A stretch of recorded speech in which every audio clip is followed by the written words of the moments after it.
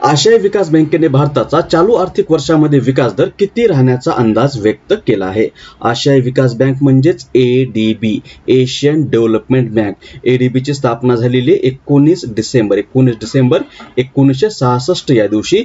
हिचं मुख्यालय आहे मनिला, फिलिपिन्स या ठिकाणी आणि सध्या मात्सुगो अस्कावा हे या आशियाई विकास बँकेचे किंवा एशियन डेव्हलपमेंट बँकेचे अध्यक्ष आहेत आणि या आशियाई विकास बँकेमध्ये सध्या एकूण 68 देश जे आहेत ते सदस्य देश आहेत आणि या आशियाई विकास बँकेने नुकताच एशियन डेव्हलपमेंट आउटलुक नावाचा अहवाल प्रसिद्ध केला आहे। या अहवालामध्ये भारताचा 2023-24 म्हणजे चालू आर्थिक वर्षामध्ये विकास दर जो आहे तो 6.7% राहण्याचा अंदाज व्यक्त करण्यात आलेला आहे। त्यामुळे पर्याय क्रमांक 3 6.7% हे याचं बरोबर उत्तर आहे। खालीलपैकी कोणता दिवस भारतात राष्ट्रीय ऊर्जा संरक्षण दिवस म्हणून साजरा करण्यात येतो। उत्तर आहे पर्याय क्रमांक 1 14 डिसेंबर। ऊर्जा संरक्षणाचं महत्त्व याविषयी जागरूकता वाढविणे आणि टिकाऊ ऊर्जा प्रथांना प्रोत्साहन देणे या उद्देशाने दरवर्षी हा 14 डिसेंबर हा दिवस भारतामध्ये राष्ट्रीय ऊर्जा संरक्षण दिवस म्हणून साजरा केला जातो। पुढचा प्रश्न, खालीलपैकी कोणता दिवस भारतामध्ये विजय दिवस म्हणून साजरा केला जातो।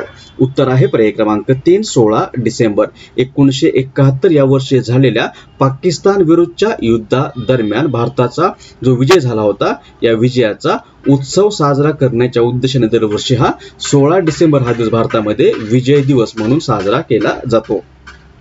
खालीलपैकी कोणत्या राज्य सरकारने त्यांच्या राज्यामध्ये नुकतीच 57 जिल्ह्यामध्ये सायबर क्राईम पोलीस स्टेशन स्थापन करण्याची घोषणा केली आहे।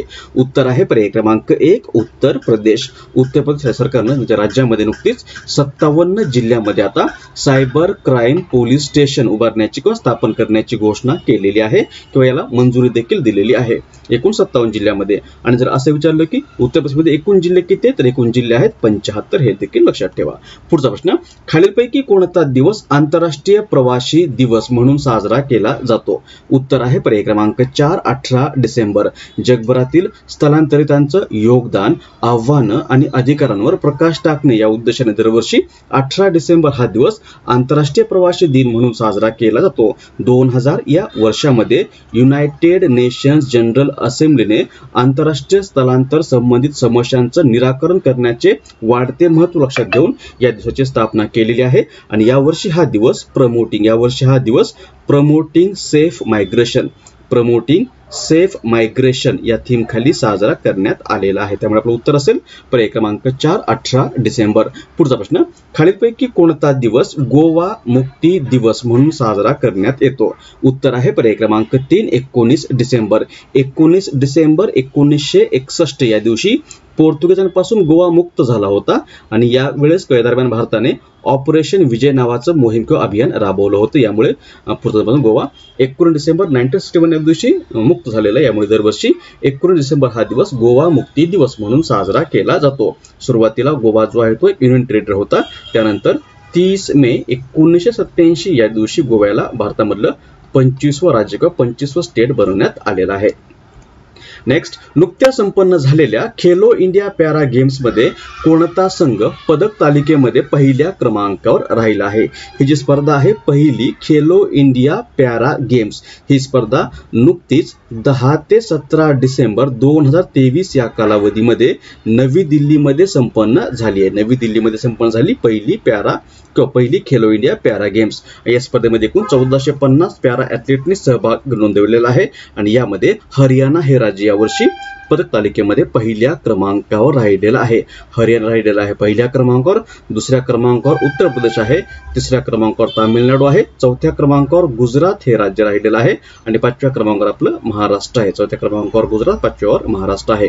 उत्तर असेल पर्याय क्रमांक 2 हरियाणा हे राज्य नुकत्याच संपन्न झालेल्या पहिल्या खेलो इंडिया पॅरा गेम्स मध्ये पदक तालिकेमध्ये पहिल्या क्रमांकावर राहिलेले आहे।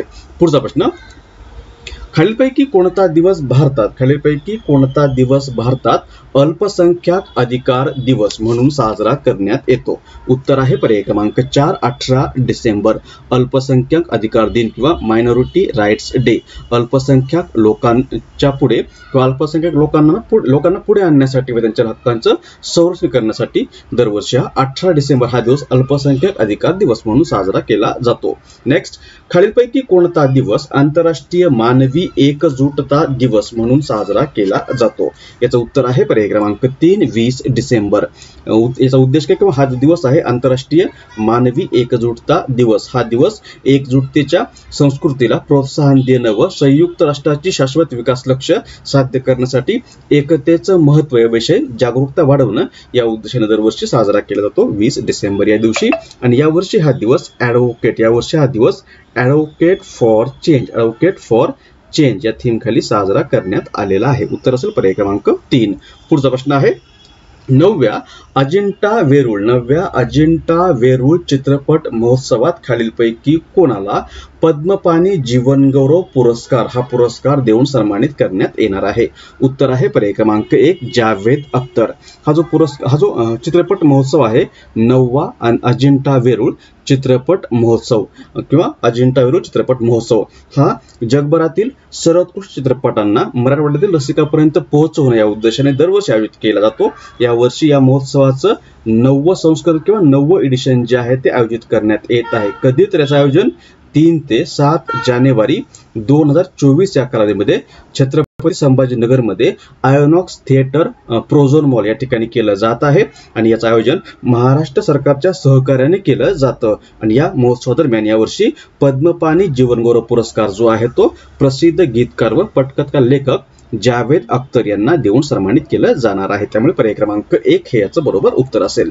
पुढचा प्रश्न, नुकताच संपन्न झालेला VINBAX विनबॅक्स 2023 हा संयुक्त युद्धाभ्यास भारताने कोणत्या देशासोबत केला आहे? उत्तर आहे पर्याय क्रमांक 2 व्हिएतनाम.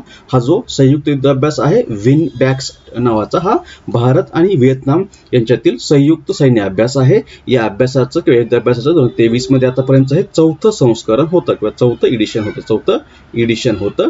आणि याचं आयोजन नुकतंच 11 ते 21 डिसेंबर 2023 या कालावधीमध्ये व्हिएतनाममध्ये हनोई या ठिकाणी करण्यात आलेला आहे. हनोई व्हिएतनामची राजधानी आहे. पर्याय क्रमांक 2 व्हिएतनाम हे याचं बरोबर उत्तर आहे. त्यानंतर आजचा प्रश्न ज्याचं उत्तर तुम्हाला खाली कमेंट बॉक्समध्ये द्यायचं आहे. प्रश्न आहे, खालीलपैकी कोणता दिवस भारतात राष्ट्रीय एकता दिन म्हणून साजरा करण्यात येतो? ऑप्शन्स आहेत 30 डिसेंबर, दुसरा ऑप्शन 30 ऑक्टोबर, दुसरा ऑप्शन 31 ऑक्टोबर, तिसरा ऑप्शन 1 नोव्हेंबर आणि चौथा ऑप्शन आहे 2 नोव्हेंबर. याचं बरोबर उत्तर तुम्हाला खाली कमेंट बॉक्समध्ये द्यायचं आहे.